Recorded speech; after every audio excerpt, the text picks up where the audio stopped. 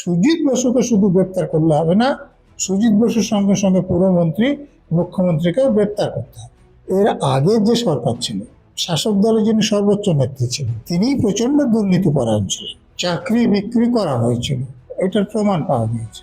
এছাড়াও আরো 17টা পৌরসভার এরকম নিয়ম হয়েছে।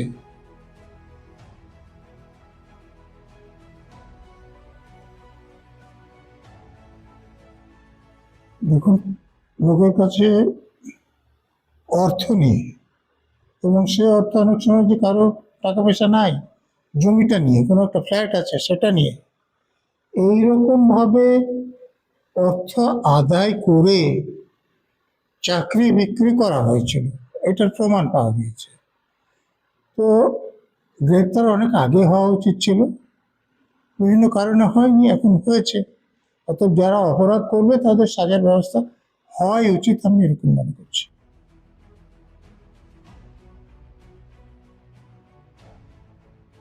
আপনি যেটা বলতে চাইছেন যে দক্ষিণ দমদম পৌরসভাতে আছে, যেখানে উনি ভাইস চেয়ারম্যান ছিলেন খুব সম্ভবত, এছাড়াও আরো 17টা পৌরসভার এরকম নিয়ম হয়েছে। তো এটা কোনো মতেই তার একার পক্ষেই সম্ভব নয়, এমনকি দক্ষিণ দমদম পৌরসভাতেও একার পক্ষে সম্ভব নয়। কেন সম্ভব নয়? যে পদে আপনি নিয়োগ করছেন সেই পদের অনুমোদন, সেই পদের জন্য যে অর্থ বরাদ্দ, সেটা করার জন্য পুরমন্ত্রীর অনুমোদন দরকার। আর এই দমকল মন্ত্রী চাইছেন আর পুরমন্ত্রী অনুমোদন দিয়ে দিচ্ছেন, এটা মুখ্যমন্ত্রীর অনুমোদন না থাকলে সম্ভব নয়। অতএব যে অপরাধটা হয়েছে সেটা প্রাক্তন মুখ্যমন্ত্রী তথা পুলিশ মন্ত্রী তথা স্বাস্থ্যমন্ত্রী তার অন্তত পক্ষে অনুমোদন সাপেক্ষ হয়েছে। সেই জন্য সুজিত বসুকে শুধু গ্রেপ্তার করলে হবে না, সুজিত বসুর সঙ্গে সঙ্গে পুরমন্ত্রী মুখ্যমন্ত্রীকেও গ্রেপ্তার করতে হবে।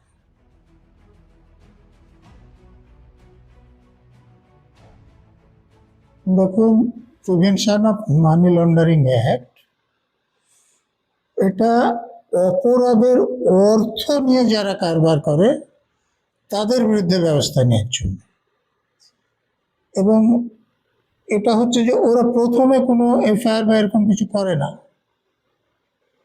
যখন কোনো স্থানীয় পুলিশ অথবা সিবিআই এরকম কোনো তদন্তকারী সংস্থা মামলা শুরু করে, তখন সেই আইনের ভাষায় ইসিআইআর তারা একটা রেজিস্ট্রি করে। সেই ইসিআই রেজিস্ট্রি করে তারা তদন্ত শুরু করে যে অর্থটা কে কালোকে সাদা করেছে বা কে একজন থেকে আরেকজনে পাঠিয়েছে, যে হাওলার কথা আপনারা শুনেছেন। তো এইরকম কারবার যা করে, বা কে ব্যাংকের নথি জালিয়াতি করেছে, যেমন আপনারা আইপ্যাকের ক্ষেত্রে শুনেছিলেন। তো এই যে অপরাধের কাজের সঙ্গে যারা যুক্ত থাকে তাদেরকে ধরা হয়।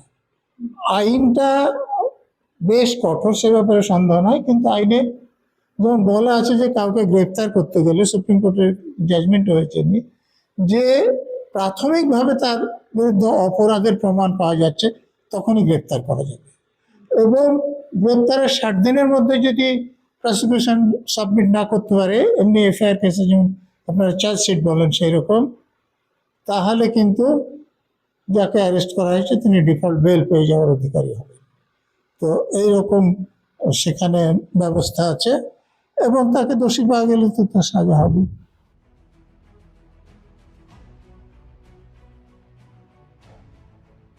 হ্যাঁ, সেটা তো খুবই স্বাভাবিক, কারণ দেখুন যে নিয়োগ দুর্নীতিতেই সরকার তো শাসক দলের নেতারা, তো শাসক দলের নেতারা সর্বোচ্চ নেতৃযুক্ত ছিলেন, ফলে তিনি এদেরকে রক্ষা করে যাচ্ছিলেন রাজ্যের সমস্ত প্রশাসন দিয়ে। এবার যারা ক্ষমতায় এসছেন তাদের এদেরকে রক্ষা করার দায়িত্ব নেই, বরং এদেরকে যদি রক্ষা করতে চান তাদের দুর্নাম হবে। সেই জন্য তারা চাইছেন যে এদের সাজা হোক, ফলে যে অনুমোদন দরকার সেগুলো দিয়ে দিচ্ছেন, ফলে গতি বেড়েছে, এ ব্যাপারে কোনো রকম সন্দেহ নেই।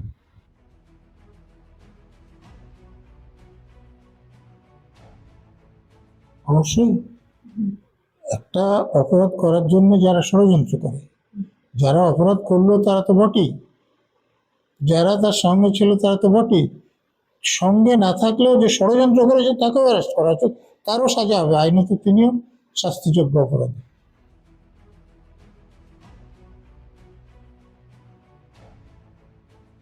দেখুন, যারা অপরাধ করেছে, এর আগের যে সরকার ছিল সে সরকারের শাসক দলের যিনি সর্বোচ্চ নেত্রী ছিলেন তিনিই প্রচন্ড দুর্নীতিপরায়ণ ছিলেন, সব দুর্নীতি তার থেকে আসতো, ফলে তিনি দুর্নীতিবাজদের রক্ষা করতেন। আমাদের এখানে একটা ভিজিলেন্স কমিশন আছে, তার একমাত্র কাজ অপরাধীদের ধরা, ধরতো না। আমাদের এখানে অন্য যে সংস্থাগুলো আছে, মানবাধিকার কমিশন, ইনফরমেশন কমিশন, সেগুলোকেও তিনি অকেজো করে রেখেছিলেন। পুলিশকে তো আর বলাই যায় না, একদম দলের দাস করে নিয়েছিলেন, ফলে এই কাজগুলো চলতে চাইছে। না হলে ধরুন যে নিয়োগ দুর্নীতিতে বহু কোটি টাকা নিয়োগে বছরের পর বছর চলেছে, পুলিশের লোকেরা কিছু জানতে পারেন হয়, ইন্টেলিজেন্সের লোকেরা তো পুলিশ মন্ত্রীকে রিপোর্ট দিয়েছে, তো তারপর কোনো ব্যবস্থা নেওয়া হয়নি, ফলে অপরাধটা চলেছে। তো যিনি করিয়েছেন তার বিরুদ্ধে ব্যবস্থা হওয়া উচিত তাকে। 5-এ পা দিল ইনস্ক্রিপ্ট। এই 5 বছরে আমরা আমাদের সাধ্যমতো শ্রম, নিষ্ঠা এবং সাহসে ভর করে চালিয়ে গেছি আমাদের সাংবাদিকতা। এক্সিট পোলের মিথ্যাচার ফাঁস করেছি আমরা, গিগ শ্রমিক, পরিযায়ী শ্রমিকদের কথা বারবার তুলে ধরেছি আমরা, প্যালেস্টাইন, বাংলাদেশ নিয়ে কথা বলেছি আমরা, বাংলাদেশের শাটডাউনের দিনগুলিতে প্রবাসী বাঙালিদের তাদের পরিবার পরিজনের খবর দিয়েছি আমরা। নাগরিক সাংবাদিকতা চালিয়ে যেতে গেলে চাই নাগরিকদের প্রত্যক্ষ অংশগ্রহণ, তাই আমরা ডোনেশন ব্যবস্থা চালু করেছি। স্ক্রিনে দেওয়া এই কিউআর কোডে আপনারা আমাদের যে কোনো অঙ্কের মূল্য পাঠাতে পারেন। আপনাদের অনুদান আমাদের নিজেদের কাজ এগিয়ে নিয়ে যেতে সাহায্য করবে।